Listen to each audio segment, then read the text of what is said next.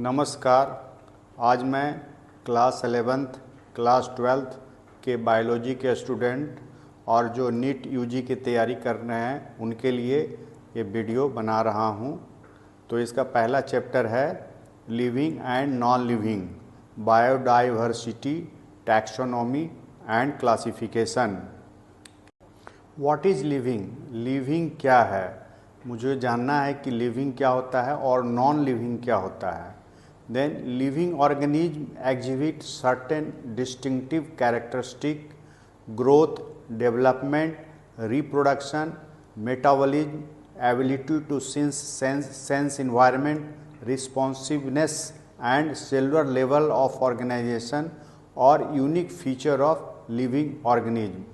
मतलब कोई भी लिविंग ऑर्गेनिज्म का एक डिफरेंट कैरेक्टर गुण होता है, जैसे कि उसमें ग्रोथ होगा, डेवलपमेंट होगा, रिप्रोडक्शन होगा, मतलब अपने जैसा एक बच्चा को पैदा करेगा, मेटाबॉलिज्म होगा बॉडी के अंदर, एबिलिटी टू सेंस इन्वायरमेंट, मतलब अपने आसपास के वातावरण को सेंस कर सकता है, रिस्पॉन्सिवनेस और उस वातावरण को सेंस करने के बाद उसके अनुसार रिस्पॉन्स दे सकता है, सेलुलर लेवल ऑफ ऑर्गेनाइजेशन, उसमें सब सेलुलर सेल से बना होता है और सेलुलर लेवल का ऑर्गेनाइजेशन मिलेगा। ये सब लिविंग ऑर्गेनिज्म का फीचर होता है। All living organism grow, increase in mass, increase in number of individuals are twin characters of the growth. Growth का दो इसमें फीचर होता है। सभी लिविंग ऑर्गेनिज्म अपने को बढ़ते हैं, साइज में उसका बढ़ता है, साइज मास और मतलब लेंथ और वेट बढ़ता है, उसका नंबर भी बढ़ता है। तो ये ग्रोथ का दो फीचर है, एक तो ग्रोथ होना और दूसरा नंबर बढ़ना। Unicellular organism grow in number by cell division, here growth and reproduction means the same. और जो कुछ यूनिसेलुलर ऑर्गेनिज्म जो एक सेल के बने होते हैं उसका जो ग्रोथ होता है सेल डिवीजन के द्वारा होता है। तो यूनिसेलुलर ऑर्गेनिज्म के लिए ग्रोथ एंड रिप्रोडक्शन एक ही चीज़ होता है। In majority of higher animal and plants growth and reproduction are mutually exclusive event. Increase in body mass, weight and height is considered growth. Majority of higher animals, plants and growth reproduction are mutually exclusive event. मतलब अधिकतर जो higher animals और plant होते हैं उसमें growth and reproduction दो अलग अलग चीज़ें होती हैं, लेकिन यूनिसेलुलर ऑर्गेनिज्म में कुछ यूनिसेलुलर जिसमें कि ग्रोथ एंड रिप्रोडक्शन एक ही होता है सेल डिवीजन के कारण। Increase in the body mass, height and weight is considered growth. और ग्रोथ में बॉडी का मास और हाइट वगैरह बढ़ता है। They grow by cell division, that is growth is from the inside. और लिविंग में जो सेल डिवीजन होता है शरीर के अंदर से होता है, न कि बाहर से कोई चीज़ के द्वारा होता है। When growth occur continuously throughout the life span as in the plant, it is a indeterminate growth, unlimited growth. जब किसी लिविंग थिंग्स जैसे प्लांट में ग्रोथ मतलब मतलब इनडिफिनिट थ्रू आउट लाइफ होते रहता है तो उसको हम बोलते हैं इनडिटर्मिनेट ग्रोथ और unlimited growth. When the growth occur only up to a certain age as in the animal, it is a determinate growth और लिमिटेड ग्रोथ। जब ग्रोथ किसी एनिमल में लिमिटेड होता है तो इस तरह के ग्रोथ को हम लोग बोलते हैं डिटर्मिनेट ग्रोथ और limited growth. Non living object also grow by increase in body मास। कभी कभी नॉन लिविंग में भी ग्रोथ होता है लेकिन उसका बॉडी मास बढ़ता है। मतलब कोई बाहर से चीज़, मान लीजिए कोई टीला है उस पर से और कुछ मिट्टी उट्टी सब जमते जाए तो वो भी तो एक तरह से बड़ा हो रहा है। Mountains, boulders, sand mount to grow, ये सब चीज़ें है ना बढ़ते हैं। This kind of growth exhibited by the non living object by accumulation of material on the surface is called accretion. और ये जो mountain, boulder and sand mount होते हैं जो टीला बन जाते हैं, खासकर रेतीला जगह रेगिस्तान में, तो क्या होता है कि उस पर मटेरियल जमने लगते हैं और जम के बड़ा होते हैं। तो इस तरह के ग्रोथ को हम लोग एक्रीशन बोलते हैं। In living organism growth is from the inside, और जो लिविंग ऑर्गेनिज्म है वो ग्रोथ क्या है, शरीर के अंदर से होता है, बाहर की से नहीं होता है। Hence growth can not be taken as defining property of the living organism. लेकिन इसीलिए जाके ग्रोथ जो है, ग्रोथ को हम लोग ये डिफाइनिंग प्रॉपर्टी नहीं मान सकते हैं कि ये सिर्फ लिविंग में होता है। नॉन लिविंग में भी ग्रोथ होता है कोई मटेरियल जमने से। Reproduction is characteristic of living organism, और जो रिप्रोडक्शन प्रजनन हो जो है लिविंग ऑर्गेनिज्म का एक बहुत ही महत्वपूर्ण गुण होता है, फीचर होता है। It is the ability of an individual to give rise a new individual of its own kind. यह जाकर के किसी की क्षमता होती है कि अपने जैसा एक दूसरा पैदा कर दें। मतलब रिप्रोडक्शन एक क्षमता है जिसके कारण अपने जैसा एक दूसरा बच्चा को पैदा करता है। रिप्रोडक्शन में भी सेक्सुअल और एसेक्सुअल। रिप्रोडक्शन दो प्रकार का होता है, एक सेक्सुअल होता है, दूसरा एसेक्सुअल होता है। Fungi multiply and spread easily due to the millions of asexual spores they produce. और जो फंजाई ऑर्गेनिज्म है मल्टीप्लाई करता है और ये मिलियंस ऑफ एसेक्सुअल स्पोर पैदा करता है और उससे जा कर के आगे बढ़ता है, आगे मल्टीप्लाई करता है, अपने जैसा पैदा करता है। Lower organism like east and hydra multiply by budding. और जो लोअर ऑर्गेनिज्म होते हैं जैसे ईस्ट और हाइड्रा मल्टीप्लाई करते हैं, रिप्रोडक्शन करते हैं बडिंग के द्वारा। Planaria a flatworm reproduces by regeneration, that is a fragmented organism regenerate and the lost part of its body and become a new organism। और जो प्लेनेरिया एक फ्लैट वर्म है, ये जा कर के बच्चा पैदा करते हैं या मल्टीप्लाई करते हैं रीजनरेशन के द्वारा। मतलब प्लेनेरिया एक का भाग टूट जाता है, टूटने के बाद वो जो अलग से एक ऑर्गेनिज्म बन जाता है, और जो लॉस्ट पार्ट है टूटने के बाद ये नया ऑर्गेनिज्म बनता है और पहले रिपेयर होकर के पुराना अपना उड़ाता है। इसी तरह से रिप्रोडक्शन ऑर्गेनिज्म में होते हैं। The fungi filamentous algae protonema of the mosses all easily multiply by fragmentation. ये फंजाई फिलामेंटस एल्गी और मॉसेज जो है वो फ्रेगमेंटेशन के द्वारा मल्टीप्लाई करता है, रिप्रोडक्शन करता है। एग्ज़ाम में सब पूछता है। There are many organisms which do not reproduce like mules। mules क्या होता है, एक घोड़ा जैसा खच्चर जिसको बोलते हैं हिंदी में। ये क्या है, क्रॉस ब्रीड है ऑफ द मेल डंकी जिसको जैक बोलते हैं and female horse's A mayor. एकदम एग्ज़ाम में पूछता है कि म्यूल्स किसका क्रॉस ब्रीड है, तो इसमें डिफरेंट दे देगा, मेल हॉर्स दे देगा, कभी फीमेल डंकी दे देगा, इस तरह से। तो ये mules is a cross breed of the males donkey जिसको जैक बोलते हैं एंड द फीमेल हॉर्स ये स्टेराइल होता है। और जो स्टेराइल वर्कर ऑफ बी, मधुमक्खी के गुच्छे में जो एक रानी मक्खी होती है और दूसरा वर्कर होता है वी, तो जो भी वर्कर है सब स्टेराइल है।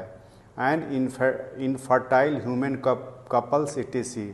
और कोई जाके जो कपिल होते हैं वो भी जा कर के नहीं अपने बच्चा पैदा कर पाते हैं, इनफर्टाइल होते हैं किसी कारणवश, चाहे मेल में कोई दिक्कत हो या फीमेल में दिक्कत हो, लेकिन ये सब लिविंग है, ये सब एक्सेप्शन है। Hence reproduction also can not be an all exclusive defining characteristic of living organism. इसीलिए जा कर के रिप्रोडक्शन को भी एक जा कर के कैरेक्टरिस्टिक फीचर नहीं माना जा सकता है लिविंग ऑर्गेनिज्म का, क्योंकि कुछ लिविंग ऑर्गेनिज्म जो है रिप्रोड्यूस नहीं करते हैं। Of course no living object is capable of reproducing और रेप्लिकेटिंग इटसेल्फ। लेकिन कोई भी लिविंग ऑर्गेनिज्म रिप्रोडक्शन या रिप्रोड्यूस नहीं, अपने जैसा दूसरा पैदा नहीं करता है, non living organism. All living organisms are made of chemicals which are constantly being made and changed into some other biochemicals.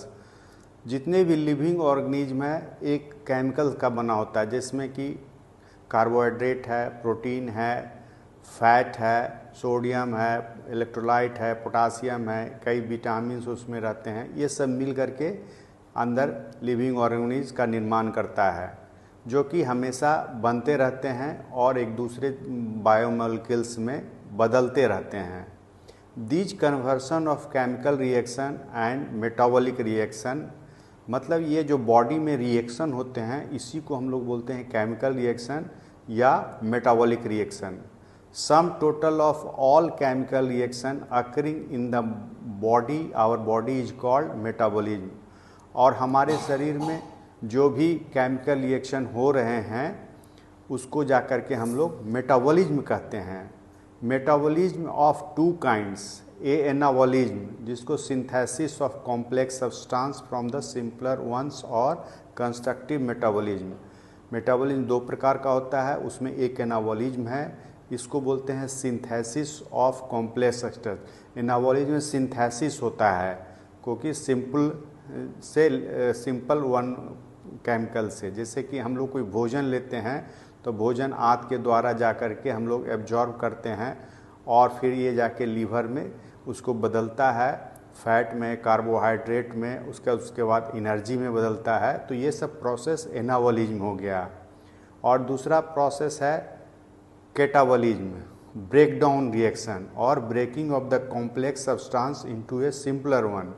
और दूसरा कैटाबॉलिज्म जो एनाबॉलिज्म सिंथेसिस के रूप में बनाया लीवर में, फिर उसको जा कर के हमको एनर्जी चाहिए उससे, तो एनर्जी करने के लिए उसको फिर तोड़ता है, समझ गए ना। तो इस ब्रेक डाउन इसको रिएक्शन बोलते हैं। तो ये कैटाबॉलिज्म क्या होता है, ब्रेक डाउन रिएक्शन, और एनाबॉलिज्म होता है सिंथेसिस रिएक्शन। ये दो प्रोसेस मेटाबॉलिज्म में आते हैं। All plants, animal, fungi, microbes exhibit metabolism. जितने भी प्लांट हैं, एनिमल्स है, फंजाई है या बैक्टीरिया वायरस है, सभी में मेटाबॉलिज्म होते हैं। No non living object exhibit metabolism, और किसी भी नॉन लिविंग ऑब्जेक्ट में मेटाबॉलिज्म नहीं होता है। Metabolic reaction can be demonstrated outside the body in cell free system. और ये जो हमारे शरीर के मेटाबॉलिक रिएक्शन है इसको हम लोग लेबोरेटरी में भी दर्शाया गया है, जहाँ कोई भी सेल नहीं रहता है। An isolated metabolic reaction outside the body of an organism formed in a test tube is neither living nor non-living। और ये जो मेटाबॉलिक रिएक्शन है टेस्ट ट्यूब में, लेबोरेटरी में जो दर्शाया गया है, ये तो न लिविंग है और ये नॉन लिविंग है। Hence, while metabolism is a defining feature of all living organisms, without exception, isolated metabolic reaction in vitro जहाँ भी वर्ड यूज होगा इसका मतलब outside the body, are not living things but surely living reaction. Hence cellular organisation of the body is the defining feature of all living forms. Metabolism जो होता है वो living organism के लिए एक प्रकार से विशेष गुण है, इसमें किसी प्रकार का एक्सेप्शन नहीं है। लेकिन कभी कभी जो मेटाबॉलिक रिएक्शन बॉडी के अंदर होता है इसको टेस्ट ट्यूब में बाहर भी किया गया है, लेकिन ये जो प्रक्रिया है बाहर करने का ये तो नॉन लिविंग प्रक्रिया है, लेकिन इसमें हम उसको नहीं मान सकते हैं कि ये नॉन लिविंग में होता है। जो भी लिविंग ऑर्गेनिज्म है उसका जो स्ट्रक्चर होता है वो cellular organisation of the body के होता है और ये डिफाइनिंग फीचर है। मतलब सभी लिविंग ऑर्गेनिज्म सेल का बना होता है, इसीलिए cellular organisation of the body इसको कहते हैं और ये लिविंग ऑर्गेनिज्म का एक डिफाइनिंग फीचर है, गुण है। The most obvious and technically complicated feature of all living organisms is their ability to sense their environment and respond to environmental stimuli, which could be physical, chemical और biological। मतलब living organism का एक विशेष feature होता है जिसका क्षमता होता है कि जो इन्वायरमेंट को सेंस करेगा और उस इन्वायरमेंट के स्टिमुलाई को रिस्पॉन्ड करेगा। ये जो स्टिमुलाई फिजिकल भी हो सकता है, केमिकल भी हो सकता है और बायोलॉजिकल होता है। जैसे कोई चीज़ को, दूसरे आदमी को हम चींटी काटते हैं तो वो सेंस कर लेगा कि हमको कोई चींटी काटा है और उसको अपने हाथ या पैर को उससे अलग करेगा, तो ये रिस्पॉन्स होता है उसका। All living organism from prokaryotes to the most complex eukaryotes can sense and respond to environmental cues. और जितने भी लिविंग ऑर्गेनिज्म होता है, चाहे वो प्रोकैरियोट्स हो या यूकैरियोट्स हो, सभी जाके इन्वायरमेंट को सेंस करते हैं और उसको रिस्पॉन्ड करते हैं। Plant respond to external factors like light, water, temperature, other organism, pollutant. और प्लांट जो है ना रिस्पॉन्ड करता है इन्वायरमेंट को, जैसे कि वो लाइट को करता है रिस्पॉन्ड, वाटर को करता है, टेम्परेचर को करता है, जैसे और भी ऑर्गेनिज्म करते हैं। कोई पॉल्यूटेंट आता है तो उसमें ख़राब हो जाता है, ये सब रिस्पॉन्स होता है। Photo period effect reproduction in seasonal breeder both plant and animal. ये जो फोटो पीरियड्स होता है वो बहुत से प्लांट में और एनिमल में उसके ब्रीडिंग क्षमता को प्रभावित करता है। जैसे डॉग जो है ना ब्रीड करते हैं, मतलब कि जस्ट जाड़े में, कोल्ड सीजन में करते हैं, तो ये उसका ब्रीडिंग पीरियड होता है। All organism are aware of their surroundings.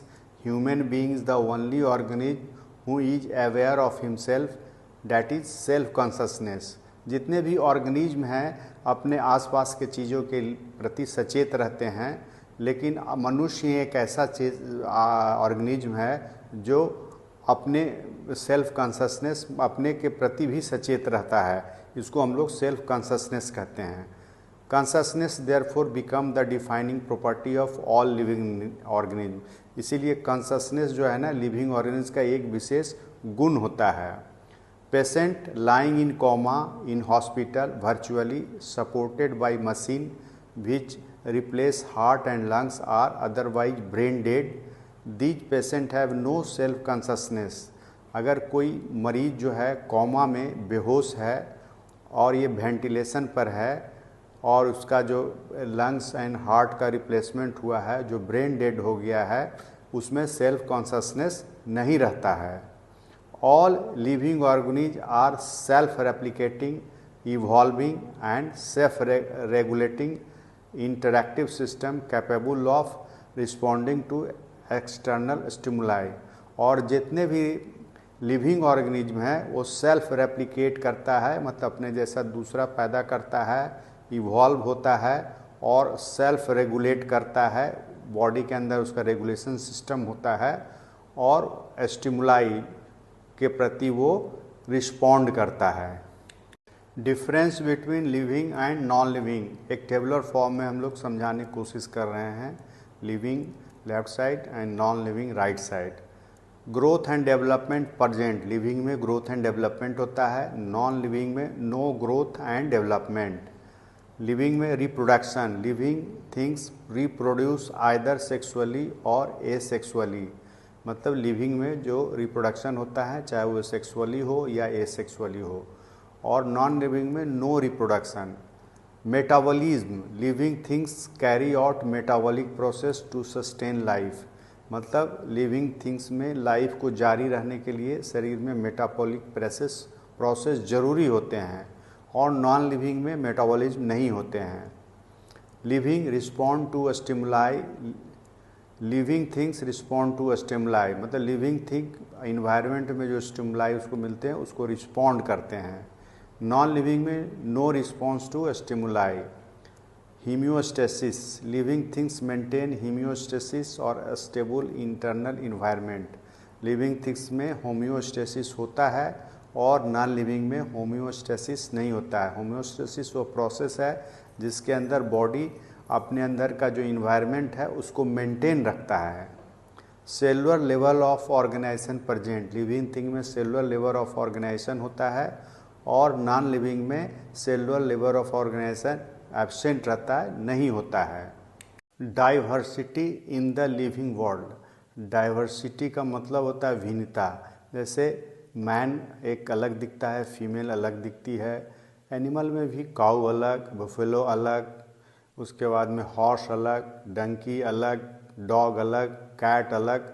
तो ये जो भिन्न भिन्न प्रकार के प्लांट में भी भिन्नता होता है। कई प्रकार का प्लांट डिफरेंट टाइप का होता है। मैंगो अलग होता है, अमरूद गुआवा अलग होता है, पपीता अलग होता है, सब्जियां का प्लांट अलग अलग होते हैं। तो ये जो सब अलग अलग भिन्न होते हैं, इसी को हम लोग डाइवर्सिटी बोलते हैं, मतलब भिन्नता। Diversity in the living world. There is a large variety of living organism, plants, insects, birds और other animal and micro organism. मतलब ये सब जितने भी होते हैं लिविंग ऑर्गेनिज्म, चाहे प्लांट हो, इंसेक्ट हो, बर्ड हो, एनिमल हो या माइक्रो एनिमल, सब अलग अलग होते हैं। That is a diverse. Each different kind of organism that we see represent a species. और जो सब अलग अलग ऑर्गेनिज्म होता है उसको हम लोग स्पेसीज बोलते हैं। The number of species that are known and described ranges between 1.7 to 1.8 millions. और ये जो पृथ्वी पर जो जितने भी ऑर्गेनिज्म है ये करीब जा कर के 1.7 से लेके 1.8 बिलियन तक हैं। दिस रेफर्स टू बायोडाइवर्सिटी और the number and type of organism present on the earth. और बायोडाइवर्सिटी इसी को कहते हैं, जितने नंबर हैं और जितने प्रकार के ऑर्गेनिज्म हैं, प्लांट्स है इस पृथ्वी को पर, उसको हम लोग बायोडाइवर्सिटी कहते हैं। These millions of plants, animals in the world are known in area by their local name। ये सब जो करोड़ों जीव जंतु और एनिमल होते हैं ये भिन्न भिन्न जगह लोकल नेम से जाने जाते हैं। Hence there is a need to standardize the naming of living organism, such as a particular organism is known by the same name all over the world। इसीलिए इनके एक ऐसा नाम का जरूरत पड़ा जो कि यह पूरा दुनिया में इसके एक साथ जाना जा सके। This process is called nomenclature. और इस प्रोसेस को हम लोग नोमेनक्लेचर कहते हैं। Nomenclature or naming is the only possible when the organism is described correctly and we know to what organism the name is attached to it। और किसी चीज का नाम देना तभी संभव है जब उस ऑर्गेनिज्म के बारे में डिटेल अध्ययन किया जाता है, तभी जाकर के उसका नाम दिया जाता है। This is identification. In order to facilitate the study a scientific name is assigned to each known organism. और ये जो डिस्क्राइब किया जाता है एनिमल या प्लांट को डिटेल, इसी को हम लोग आइडेंटिफिकेशन कहते हैं, जिसके बाद उसका साइंटिफिक नेम दिया जाता है उस ऑर्गेनिज्म का। This is acceptable to biologist all over the world. और ये जो नाम दिया जाता है ये पूरे दुनिया में जितने भी बायोलॉजिस्ट है सब इसको एक्सेप्ट करते हैं, स्वीकार करते हैं। Scientific name are based on agreed principle and criteria. Scientific name को एक सिद्धांत और एक क्राइटेरिया दे करके बनाया गया था। For plants international code of botanical nomenclature ICBN। Plant के लिए एक संस्था बनाया गया है जिसका नाम है international code of botanical nomenclature ICBN। And animal, और एनिमल के लिए बनाया गया international code of zoological nomenclature ICZN। इसको एग्जाम में पूछता है। Biologist follow universally accepted principle to provide scientific name to known organism. और दुनिया भर के जो भी बायोलॉजिस्ट है इस प्रिंसिपल को पर एग्रीड किए और इसको स्वीकार किए हैं। Each name has two component, the generic name and the specific epithet. Scientific name का दो कंपोनेंट होता है। एक पहला जो होता है जेनरिक नेम होता है और दूसरा का होता है स्पेसिफिक एपिथेट होता है, मतलब species name. This system of providing a name with the two component is called binomial nomenclature। और ये जो सिस्टम बना है जिसमें नाम को दो कंपोनेंट दिया गया, इसी को हम लोग बायोनोमियल नोमेनक्लेचर कहते हैं। This naming system is given by Carolus Linnaeus, is being practiced by biologists all over the world. और ये जो नेमिंग सिस्टम है कार्लस लिनियस के द्वारा दिया गया है और पूरे वर्ल्ड में इसको जाकर के प्रैक्टिस में लाया गया है। The technical names recognized internationally are the ones given by Linnaeus in Species Plantarum 1753 and 10th edition of his book Systema Naturae 1758। जो टेक्निकल नेम या साइंटिफिक नेम जो अंतर्राष्ट्रीय स्तर पर दिया गया था वो लिनियस के द्वारा दिया गया था और उनके बुक में छपा था स्पीशीज प्लैंटेनम, जिसका नाम था 1753 में, और 10th edition of the his book Systema Naturae 1758 में ये सब स्पीशीज के नामांकन के बारे में छपा था। Universal rules of nomenclature are as follows, मतलब इसको याद रखना बहुत जरूरी है। एक यूनिवर्सल रूल बनाया गया। Biological names are generally in Latin and written in italics, मतलब जो भी बायोलॉजिकल नेम्स होगा वो लैटिन से आएगा और इसको लिखा जाएगा इटैलिक्स में। दे आर लैटिनाइज और derive from the Latin respective of their origin, मतलब उस प्लांट का और एनिमल का दुनिया में कहीं भी उत्पत्ति होगा लेकिन उसका नाम जो है ना लैटिन से लिया जाएगा और रिटन इटैलिक्स में किया जाएगा। The first word of biological name represent the genus, और जो पहला दो कंपोनेंट होता है बायोलॉजिकल साइंटिफिक नेम का, तो पहला कंपोनेंट जो होगा वो जीनस होगा, while the second component denote the specific epithet, और जो सेकंड कंपोनेंट होगा वो स्पेसिफिक एपिथेट या स्पीसीज का होगा। For example scientific name of mango is written as Mangifera indica. अब इसमें जो साइंटिफिक नेम मैंगो का दिया गया है मैंगीफेरा इंडिका, तो फर्स्ट मैंगीफेरा जो है वो जीनस है और इंडिका जो है स्पीसीज है। In this name mangifera represent the genus while the indica is the specific epithet, मतलब फर्स्ट नेम मैंगीफेरा जीनस है और इंडिका जो है स्पेसिफिक एपिथेट है।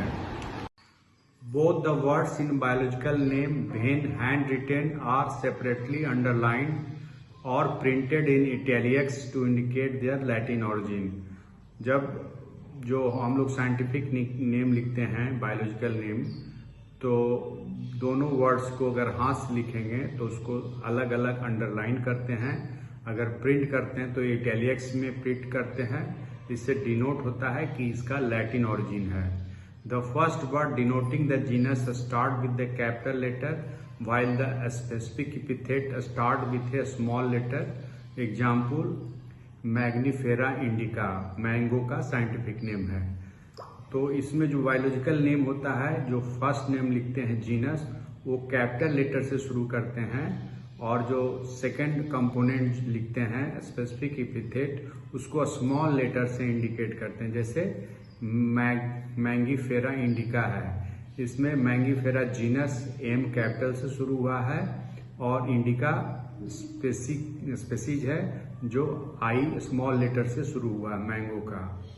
Name of the author appear after the specific epithet that is at the end of the biological name and is written in an abbreviated form. Example Magnifera indica Linn. It indicates that the species was first described by Linnaeus. अब जो ये हम लोग scientific name लिखते हैं तो उसमें author जिसने ये ऑर्गेनिज्म को डिस्क्राइब किया उसको भी नाम देने के लिए स्पेसिफिक एपिथेट के बाद एब्रीविएटेड मतलब शॉर्ट फॉर्म में लास्ट में लिखते हैं। जैसे मैंगीफेरा इंडिका लिन है तो इसमें जाके फर्स्ट नेम जीनस है, सेकेंड स्पेसिफिक है और लास्ट में लिन जो है ना साइंटिस्ट का नाम है जिन्होंने इस ऑर्गेनिज्म को डिस्क्राइब किया, जैसे लिन से Linnaeus. If both generic and specific name are same these are called tautonyms. Example catla catla, ये फिश का नाम है। तो अगर जेनरिक और स्पेसिफिक नेम सेम होता है तो इसको हम लोग टॉर्टोनिमस कहते हैं। जैसे एक फिश का नाम है कतला कतला। पहला कतला जो है कैपिटल से लिखा है, जीनस है, और दूसरा कतला में सी स्मॉल से लिखाया है और स्पेसिफिक एपिथेट है। Classification is the process by which anything is grouped into a convenient category based on some easily observable characters। Classification एक प्रोसेस है जिसमें किसी भी ऑर्गेनिज्म को एक ग्रुप या कैटेगरी में रखा जाता है कुछ उसके ऑब्जर्वेबल मतलब देखने वाले कैरेक्टर के अनुसार। For example, be easily recognise group such as a plants और एनिमल, डॉग्स, कैट्स, इंसेक्ट्स। जैसे कि हम लोग जाकर के ग्रुप को रखें प्लांट और एनिमल का या डॉग्स का या कैट्स का, इंसेक्ट्स का, इसमें जो कैरेक्टर है उसके आधार पर ग्रुप में रखा गया है।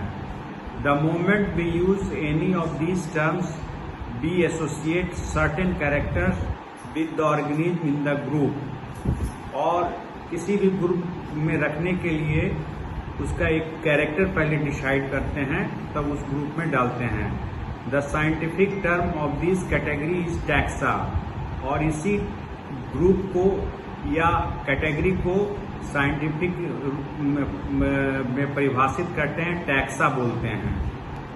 Taxa can indicate category at very different level. Taxa क्या है? एक कैटेगरी को दर्शाता है जो कि अलग अलग लेवल में होता है। प्लांट्स फॉर्म ए टैक्सा। प्लांट्स एक टैक्सा ग्रुप होता है। Wheat is also taxa. और प्लांट के अंतर्गत व्हीट एक अलग उसी टैक्सा में रखा जाता है, अलग टैक्सा में। Similarly animal, mammal, dog all are taxa. मतलब ये जो मैमल है, एनिमल है, डॉग है, सब एक अलग अलग टैक्सा में रखा जाता है। But dog is a mammal, mammal are animal, therefore animal, mammal, dogs represent taxa at the different level. ये जो एनिमल में मैमल है और डॉग्स है, ये सब टैक्सा का डिफरेंट जाकर के कैटेगरी है उसमें रखा जाता है। Taxonomy based on characteristic all living organism can be classified into different taxa. मतलब उस ऑर्गेनिज्म के गुण के आधार पर सभी ऑर्गेनिज्म को अलग अलग टैक्सा के डिफरेंट रूप में रखा गया है। External morphology and internal structure anatomy. ये क्वेश्चन हमेशा पूछते रहता है। अगर मॉर्फोलॉजी वर्ड हुआ तो इसका मतलब बाहरी उसका स्ट्रक्चर को कहते हैं और एनाटॉमी इंटरनल स्ट्रक्चर को कहते हैं। along with the structure of the cell, development process, ecological information of the organism form the basis of modern taxonomic studies। आजकल जो मॉडर्न टैक्सोनॉमिक स्टडीज किया गया है वो ऑर्गेनिज्म के मॉर्फोलॉजी, एनाटॉमी, उसके सेल के स्ट्रक्चर, डेवलपमेंट प्रोसेस और इकोलॉजिकल इंफॉर्मेशन के आधार पर किया गया है। तो categorisation, identification, classification, nomenclature are the process that the basic of the taxonomy. Taxonomy का क्या क्या बेसिक चीज होता है कि पहले कैटेगराइजेशन करते हैं, उसके बाद आइडेंटिफिकेशन करते हैं, क्लासिफिकेशन करते हैं, फिर नोमेनक्लेचर करते हैं, उसके बाद फिर उसको एक टैक्सोनॉमी हम लोग के रूप में देते हैं और उसको डिफरेंट ग्रुप में ऑर्गेनिज्म को बांटते हैं। The word systematics is derived from the Latin word systema which means systemic arrangement of the organism. Word systematics को हम लोग लैटिन वर्ड सिस्टेमा से लिए हैं, जिसका मतलब होता है कि systemic arrangement of the organism. Organism का सिस्टेमिक अरेंजमेंट क्या है? Linnaeus use the Systema Naturae as the his title of his publication. और जो कार्लस लिनियस है, सबसे पहले उन्होंने एक बुक पब्लिश किया था जो सिस्टेमा नेचुरी था, उस पब्लिकेशन का नाम। The scope of systematic was later enlarge to include identification, nomenclature and classification. बाद में सिस्टमैटिक स्कोप जाके रखा गया है, इसके अंतर्गत आइडेंटिफिकेशन, नोमेनक्लेचर एंड क्लासिफिकेशन क्या किया गया है। Systematic takes into account evolutionary relationship between organism. Systematics में जाकर के ऑर्गेनिज्म का जो एवोल्यूशन हुआ है उसके रिलेशनशिप को भी रखा गया है। Term new systematic given by Julian Huxley, ये हमेशा पूछता है न्यू सिस्टमेटिक्स किसके द्वारा दिया गया, तो ये जूलियन हक्सले के द्वारा दिया गया 1940 में। Is a new branch of systematics, it is use to know inter relationship among the living organism. और न्यू सिस्टमेटिक्स में देखा गया है एक ऑर्गेनिज्म से दूसरे ऑर्गेनिज्म में क्या रिलेशनशिप है। Taxonomic category classification involve hierarchy of a step in which each step represent a rank और कैटेगरी। क्लासिफिकेशन एक प्रकार का हायरार्ची ऑफ अ स्टेप है, कई स्टेप में होता है और हर एक स्टेप जो है एक रैंक और कैटेगरी बताता है। Since the category is A part of overall taxonomic arrangement, it is called the taxonomic category. और ये जो कैटेगरी जो होता है ना वो टैक्सोनॉमिक अरेंजमेंट का एक हिस्सा है, इसीलिए इसको हम लोग टैक्सोनॉमिक कैटेगरी बोलते हैं। All the category together constitute the taxonomic hierarchy, और सभी कैटेगरी को हम लोग टैक्सोनॉमिक हायरार्ची कहते हैं। Each category is a unit of classification, in fact represent a rank and is commonly term a taxon, plural में हम लोग टैक्सा बोलते हैं। और इसमें जो भी कैटेगरी है एक जाके क्लासिफिकेशन का यूनिट है और एक रैंक को प्रतिनिधि करता है। इसको हम लोग टैक्सोन भी बोलते हैं और प्लूरल में टैक्सा बोलते हैं। For example, insect represent a group of organism sharing common features like the 3 pairs of jointed legs, thus we were given a rank और कैटेगरी। और इसमें जैसे कि एग्जाम्पल में इंसेक्ट है, तो इंसेक्ट को हम लोग जो भी इंसेक्ट है उसको बांटे हैं, क्योंकि इसमें 3 ज्वाइंटेड पेयर लेग जो भी होता है उसको इंसेक्ट में रखा गया है और इंसेक्ट एक कैटेगरी हो गया या रैंक हो गया। The taxonomic groups categories are distinct biological in entities and not merely morphological aggregate। ये जो टैक्सोनॉमिक ग्रुप और कैटेगरी बनाया गया है मरीज के ऑर्गेनिज्म के लिए, वो पूरा जाकर के ऑर्गेनिज्म के टोटल बायोलॉजिकल स्थिति को देखते हुए बनाया गया है, सिर्फ मॉर्फोलॉजिकल आधार पर नहीं बनाया गया है। Taxonomical studies of all organism have led to the development of a common categories such as kingdom, सबसे हाईएस्ट कैटेगरी है। उसका फाइलम जो एनिमल के लिए यूज करते हैं, डिवीज़न प्लांट के लिए, क्लास, ऑर्डर, फैमिली, जीनस और स्पेसीज। स्पेसीज सबसे लोएस्ट कैटेगरी है। स्पेसीज ये taxa species, species is the smallest taxonomic category. Species सबसे छोटा कैटेगरी होता है। ये species is a group of individual with the similar morphological character which also to breed among themselves and produce their own kind। मतलब species जो है ना morphologically similar होता है और ब्रीडिंग होता है इसमें और अपने जैसा बच्चा ये पैदा करता है। ये सबसे छोटा यूनिट होता है टैक्सोनॉमी का। Ernst Mayr pioneered the currently accepted definition of biological species. और अर्नस्ट मेयर जो है ना ये बायोलॉजिकल स्पेसीज का जो है टर्म को इजाद किया था और इसका डिफिनीशन दिया था। इन मैंगीफेरा इंडिका मैंगो का बायोलॉजिकल नेम है, सोलनम ट्यूबरसम पोटैटो का बायोलॉजिकल नेम है, एंड पैंथेरा लियो लायन का बायोलॉजिकल नेम है। All the 3 names indica, ट्यूबरसम and Leo represent the specific epithet. और इस सभी में जो सेकेंड कंपोनेंट जो नाम है इंडिका, ट्यूबरसम और लियो, ये जब स्पेसिफिक एपिथेट कहलाता है। और while the first word Mangifera, Solanum, Panthera ये जेनरा है। और ये जेनरा क्या होता है, स्पेसिफिक एपिथेट के ऊपर होता है, एक हायर कैटेगरी में आता है। ईच जीनस में have 1 or more than 1 specific epithet representing different organism but having morphologically similarities. और हर एक जीनस में एक से ज़्यादा किस्म के स्पेसिफिक या स्पेसिफिक एपिथेट मिलते हैं और ये डिफरेंट ऑर्गेनिज्म इसमें होते हैं, लेकिन कुछ बाहरी आकृति इसका सिमिलर होते हैं। For example Panthera has a specific epithet called tigris and Solanum includes species like nigrum and melongena. जैसे कि अब जीनस जो है पैंथेरा में जाकर के स्पेसीज टिग्रिस रहता है और सोलनम में जाके स्पेसीज निग्रम एंड मेलोजीना मिलता है। Genus comprises group of related species, मतलब जीनस में कई स्पेसीज का ग्रुप होता है वो जीनस के अंतर्गत होता है। मतलब स्पेसीज से ऊपर कैटेगरी जो है वो जीनस है। Each has more characters in common in comparison to the species of the other genre.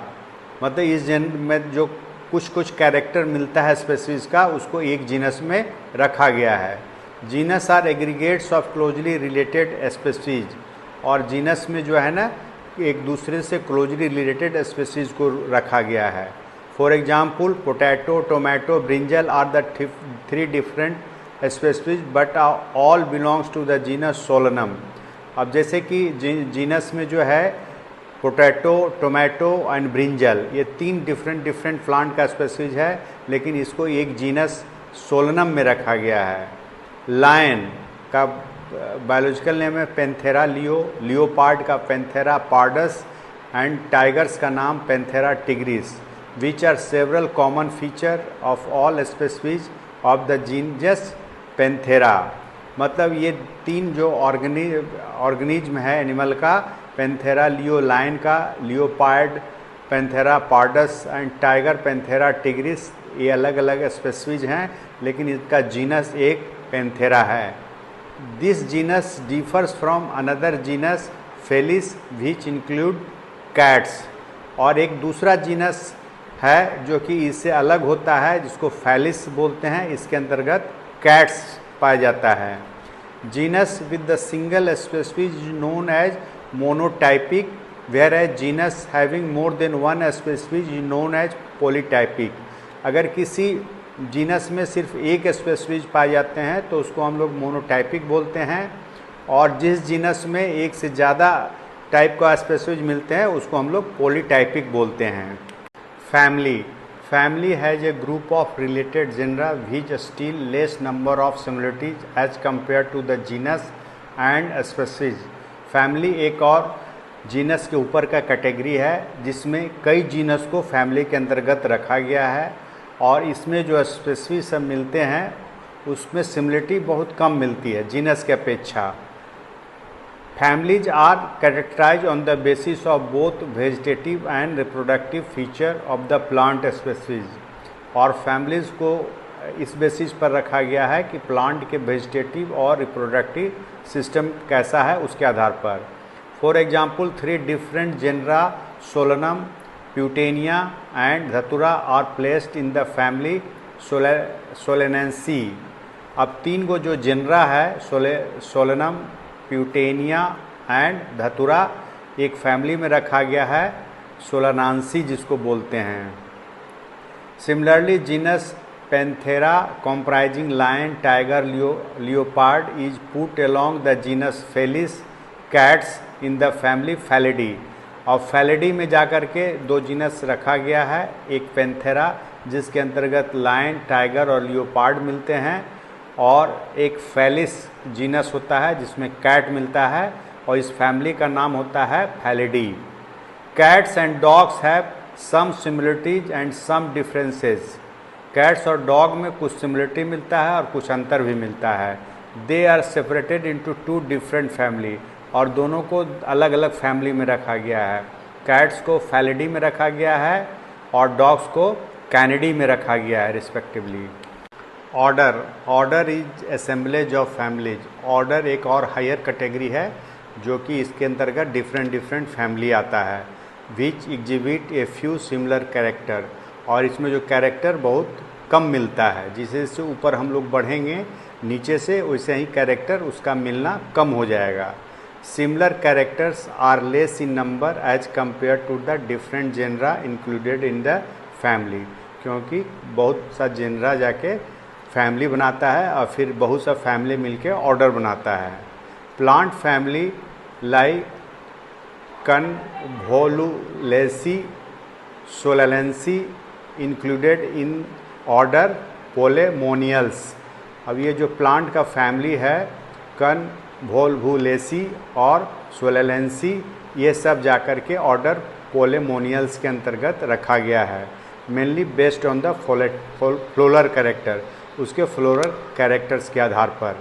And animals order Carnivora included in the family like Felidae और कैनेडी। और कार्निवोरा जो ऑर्डर है उसके अंतर्गत फैमिली फैलिडी और कैनेडी रहता है। Class These category include related orders, for example, order Primata comprising monkey, gorilla and gibbon, each placed in class Mammalia, along with the order Carnivora that include animals like tiger, cat and dog. मतलब class एक और higher category है जिसके अंतर्गत कई order मिलते हैं, जैसे कि ऑर्डर प्राइमेटा जिसमें मंकी, गोरिल्ला और गिब्बन होता है, इसको क्लास मैमेलिया में रखा गया है। उसी प्रकार से कार्निवोरा होता है जो कि एनिमल लाइक, इसमें टाइगर, कैट एंड डॉग को रखा जाता है। फाइलम और डिवीजन, फाइलम एनिमल के लिए यूज करते हैं और डिवीजन प्लांट के लिए करते हैं। ये एक और हायर कैटेगरी है जिसके अंतर्गत बहुत सा क्लास रखा जाता है। Classes comprising animals like fishes, amphibians, reptiles, birds, along with the mammals constitute the next higher category called phylum. ये सब जो क्लासेज है एनिमल का, फिश, एम्फीबियन, रेप्टिलियन, बर्ड्स और मैमल, सबको जाकर के एक हायर कैटेगरी में रखा जाता है जिसको फाइलम कहते हैं। All these based on the common feature like presence of notochord and dorso-hollow neural system included in the phylum Chordata। और इसका बेसिस रखा गया है कि सभी में जाकर के नोटोकॉर्ड प्रेजेंट रहता है और डॉर्सल होलो न्यूरल सिस्टम रहता है जो कि फाइलम कॉर्डेटा में आता है। In case of plant classes with a few similar character are assigned to higher category called division। और प्लांट में जो है ये हायर डिवीजन, इसको हम लोग कुछ कैरेक्टर के साथ डिवीजन कहते हैं, उसमें रखा जाता है। Kingdom, it is the highest taxonomic category, यह सबसे ऊपर का कैटेगरी है। It includes all organism that share A set of distinguished common characters. ये जाकर के उसको रखा जाता है जिसमें कुछ कॉमन कैरेक्टर मिलते हैं, जैसे कि plants put in the plant kingdom, while animal are included in animal kingdom. Plants को एक अलग किंगडम में रखा गया है और एनिमल को अलग किंगडम में रखा गया है। The taxonomic categories from species to the kingdom are shown in ascending order. और जो टैक्सोनॉमिक में कैटेगरी स्पेसीज से किंगडम को असेंडिंग ऑर्डर में रखा गया है, मतलब नीचे से ऊपर की ओर। As we go from a species to the kingdom the number of common character go on decreasing. जैसे हम स्पेसीज से ऊपर की ओर बढ़ते हैं किंगडम की ओर, तो जो कॉमन कैरेक्टर होता है वो घटते जाता है। Lower the taxa more the characteristic that the member with in the taxon share. और जैसे जैसे हम लोग नीचे की ओर आते हैं तो कॉमन कैरेक्टर उसका बढ़ते जाता है, मिलते जाता है। Higher the category greater is the difficulty of distinguish the relationship to the other taxa at the same level। और जैसे जैसे ऊपर हम लोग बढ़ते हैं स्पेसीज से, तो उस टैक्सा में ऑर्गेनिज्म के बीच में रिलेशनशिप करना बहुत डिफिकल्ट हो जाता है। Organism with their taxonomic category, जिसमें कुछ एग्जाम्पल दिखाया गया tabular format, different organism. First common name, biological name, genus, family, order, class and phylum division. Common name man, इसका बायोलॉजिकल नेम होता है होमोसेपियंस, इसका जीनस होमो है, फैमिली होमिनिडी है, ऑर्डर प्राइमेटा है, क्लास मैमेलिया है और फाइलम डिवीजन कॉर्डेटा है। उसी प्रकार से हाउस फ्लाई जो घरेलू मक्खी है, इसका बायोलॉजिकल नेम है मस्का डोमेस्टिका, जीनस मस्का है, फैमिली म्यूसिडी है, और ऑर्डर डिप्टेरा है, क्लास इंसेक्टा है, फाइलम और डिवीजन ऑर्थोपोडा है। उसी प्रकार से मैंगो, इसका biological name Mangifera indica, genus Mangifera, family Anacardiaceae, order Sapindales, और क्लास इसका है dicotyledons, and phylum division angiosperm है। व्हीट ट्राइटिकम एस्टिवम, जीनस इसका ट्राइटिकम है, फैमिली है पोएसी है, ऑर्डर है पोएल्स है, क्लास इसका मोनोकोटाइलडन्स है, और फाइलम डिवीजन एंजियोस्पर्म है। ये सब जाके कॉमनली पूछा जाता है, इसको पूरा आप लोग याद रखेंगे। टैक्सोनॉमिक कैटेगरी एंड सफिक्स, मतलब अंत के अक्षर को देख करके हम लोग कैटेगरी को पता लगा सकते हैं। डिवीजन, लास्ट में फाइटा होता है, सब डिवीजन में फाइटीना होता है, क्लास में लास्ट में अगर ऑप्सीडा या फायसी हो, एई हो, ऑर्डर में एल्स होता है, फैमिली में एसी होता है। अगर सफिक्स हम को देख दें अक्षर के लास्ट वाला वर्ड, तो हम लोग पता लगा सकते हैं कि ये क्लास है या ऑर्डर है या फैमिली है या डिवीजन है। इस टेबल में ये टैक्सोनॉमिक कैटेगरीज दिया गया है, जिसको टैक्सोनॉमिक हायरार्की भी बोलते हैं। सबसे लोएस्ट में स्पीशीज है और बगल में उसका क्लासिफिकेशन और उसका जाकर के कैरेक्टरिस्टिक दिया गया है। तो सबसे लोएस्ट कैटेगरी क्या होता है? स्पीशीज। तो species is a basic unit of classification, ये सबसे बेसिक यूनिट है, छोटा यूनिट है। It is a population of individual which resemble one another so that they can freely interbreed and produce fertile offspring। मतलब यह एक प्रकार का समान स्पेसीज इसमें रखा गया है जो आपस में इंटरब्रीड रिप्रोडक्शन करते हैं और अपने जैसा एक फर्टाइल बच्चे पैदा करते हैं। स्पेसीज से जस्ट ऊपर जो कैटेगरी है जिसको हम लोग जीनस बोलते हैं, ये क्या है? Assemblage of related species which resemble one another in certain correlated character। और ये जाकर के कई स्पेसीज को इसमें रखा गया है और उन स्पेसीज के बीच में कुछ जो रिलेशन रहता है उसी के आधार पर ये बनाया जाता है। फैमिली कंटेन्स वन और मोर रिलेटेड जिनरा, और कई जीनस मिल करके फैमिली बनाते हैं। उसी प्रकार से ऑर्डर, कई फैमिली मिल करके ऑर्डर को बनाते हैं, इंक्लूड्स वन और मोर रिलेटेड फैमिली। क्लास, और कई ऑर्डर्स मिल करके क्लास बनते हैं, इंक्लूड्स वन और मोर रिलेटेड ऑर्डर्स।